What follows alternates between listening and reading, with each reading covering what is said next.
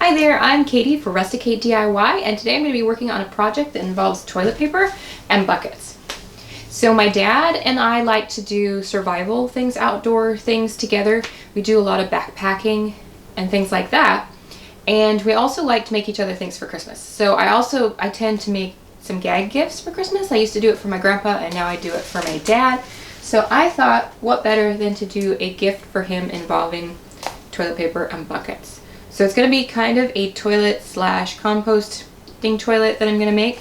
It's in this case for kind of a practical joke, but you could also use it, and he could definitely use it as well in like a cabin or, you know, any kind of situation where you don't have running water. It would come in handy if the power goes out, you know, a good backup. But anyway, so let's go ahead and get started. I've never done this before, so we're going to kind of just make it up as we go along and see how it goes. I also may make a smaller one, because when I went to buy this bucket, I actually found that they had smaller versions on sale for the holidays. So I got a 2-gallon and a 5-gallon. So I'm going to be making a 5-gallon bucket composting toilet for my dad, and then a smaller one for a friend of mine who likes to do boating. So we'll start out doing it on the 5-gallon bucket, and then if it works okay, then I'll go ahead and I'll make a 2-gallon as well. And so I got these at Home Depot. You really can get a 5-gallon bucket from anywhere.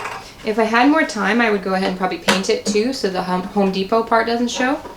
But this one is kind of funny if you're doing it for a practical joke, because it says more doing, fill, do, repeat, which is kind of funny for a composting toilet.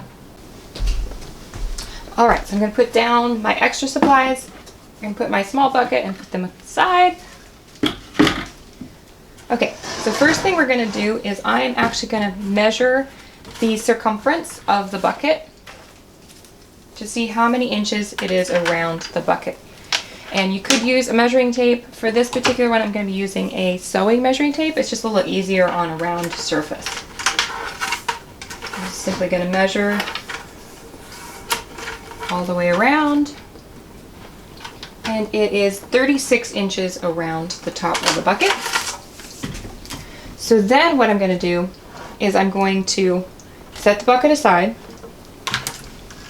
and I'm going to bring in one of these. Now this is like a pool noodle that you would use for playing in the pool to support you and to float.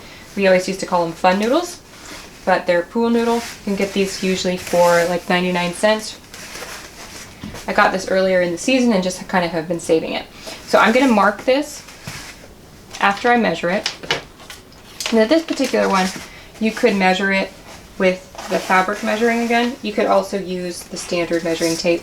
The standard measuring tape would actually work a little bit better for this one. I'm going to measure 36 inches, like that. And then I'm going to do a little bit less because I want an opening actually on the bucket, so it looks a little bit more like a toilet.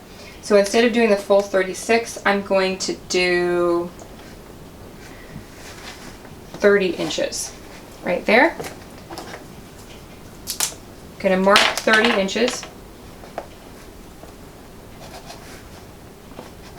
I'm using a Sharpie so that it'll show on my foam noodle. After I measure the 30 inches, then I'm going to take the tape measure off, and then I'm going to cut it.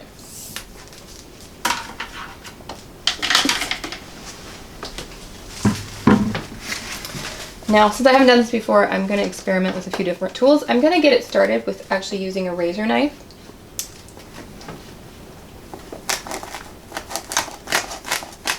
And that cuts pretty well. So really you could use a razor knife all the way around. I'm going to go ahead and I'm going to try some of my kitchen shears to see how that works. That works good as well. I'm going to go ahead and finish it up with the scissors. And then if it's uneven at all, you can just trim it afterwards. That's pretty good. Alright, put the excess to the side. And then what you're going to do is you're actually going to cut it lengthwise all the way down. So you could use a yardstick and measure that out. I'm going to just eyeball it for this particular project. And what I'm going to do, I'm going to insert the scissors at the top and then just cut down. Yeah, this works pretty easy. So I'm just going to cut approximately a straight line.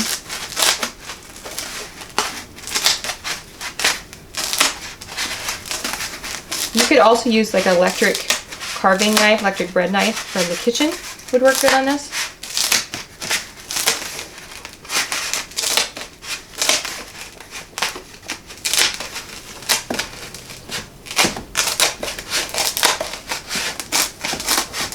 Okay, right like that.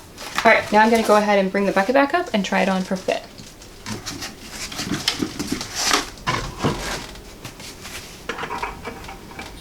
I'm going to designate it so that this side's actually going to be the front.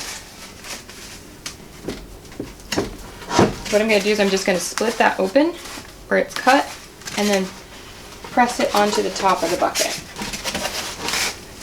Just going to bend it as I work my way around the bucket. And we'll see after I get it on if we need to use glue or not.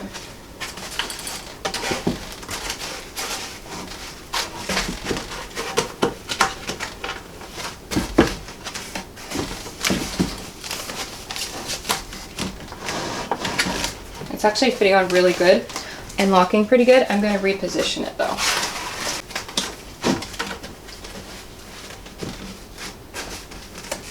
Okay, take a look. Alright, I'm going to play with it a little bit and make it a little bit more centered, and then I'll show you the next step.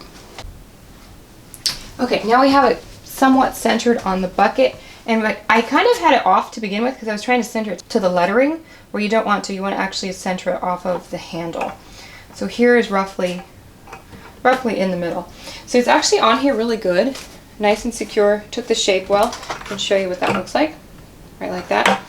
On the back side, you can see perfectly rounded. So this can be the toilet seat. Now what we're going to do is we're going to remove the handle. And on this one I'm actually running into a little bit of difficulty.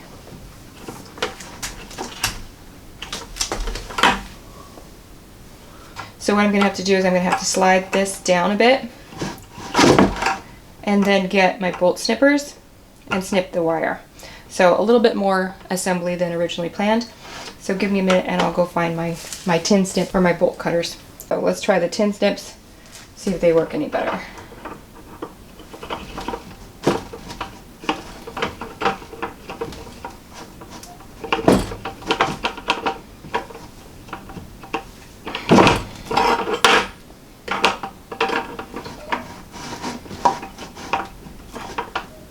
You might want to put some safety goggles on for this.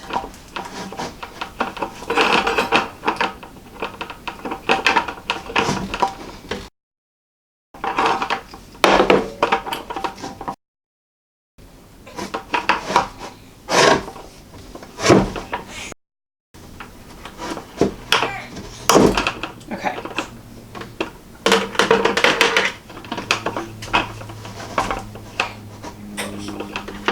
Alright, so the tin snips worked, so now let's slide this back down. So here's my toilet paper roll, but it's pretty large, so I'm going to go ahead and unroll it and reduce this to about half. If you have any kids, this would be a good fun part for the kids to do.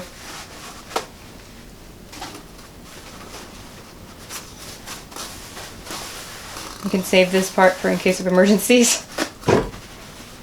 You can also put it in a Ziploc and save it for like camping trips.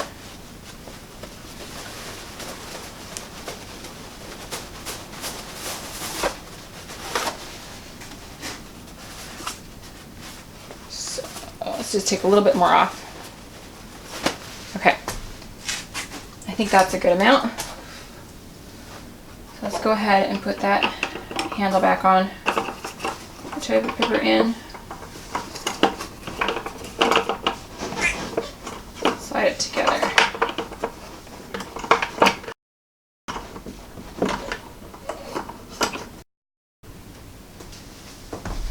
Okay, since I snipped the wire handle to try and insert the toilet paper roll, these ones actually, the side handles actually aren't stiff enough to support themselves. So I'm going to have to use something to hold them together after I put the toilet paper roll on, but it has to be removable so you can replace the toilet paper roll when it becomes empty.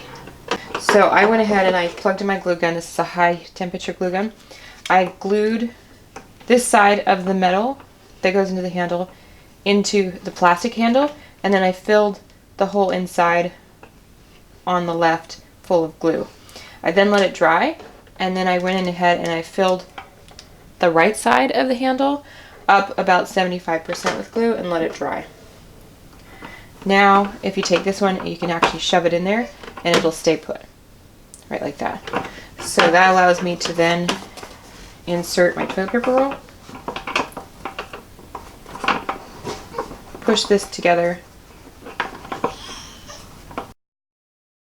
and then you've got it, right like that. All right, so this one is done, and now I'm going to go ahead and I'm going to make a smaller version. The smaller version is going to be with a 2-gallon bucket. I'll show you the finished product. All right, so here you have it. Here's 2 different buckets, the 5-gallon and the 2-gallon. I use the same exact technique on both.